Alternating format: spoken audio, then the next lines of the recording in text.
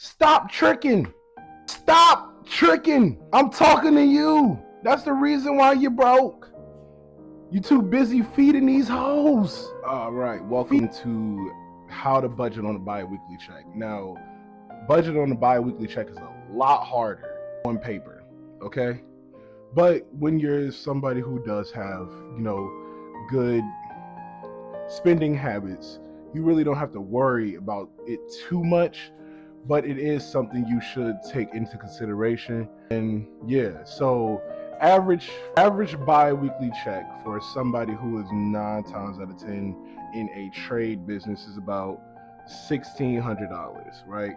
They basically make the entire thing of what they need for those two people. What you want to do is cut your spending in half.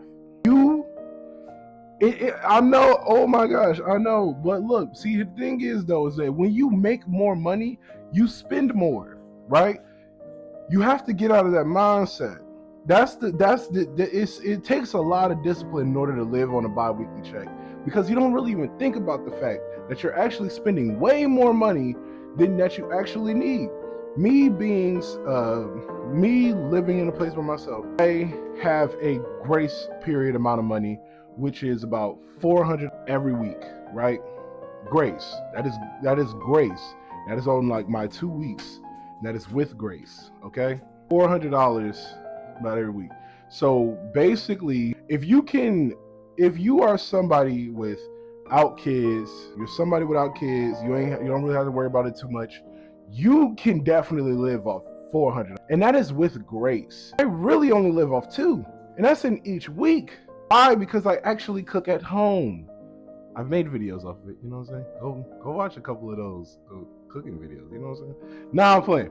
But yeah, but like in reality, you don't really need that much. You don't really need that much to live. In reality, we're too focused on basically living the part, going not to eat too much, going God knows where, in order these 2 sets of times. If you have a trade,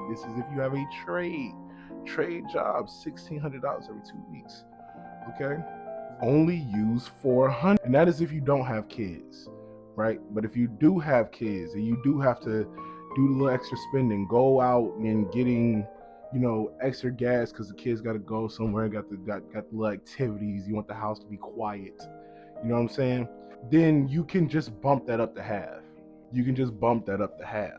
So out of this, you only use about $800, and 9 times out of 10, that's 8,000.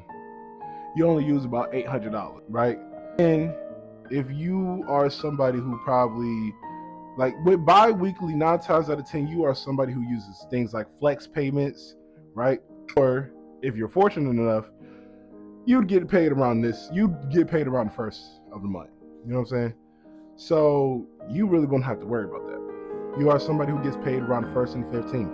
Okay, so if you get paid around that time, that is when you pay your rent, because basically you get paid on this day, right?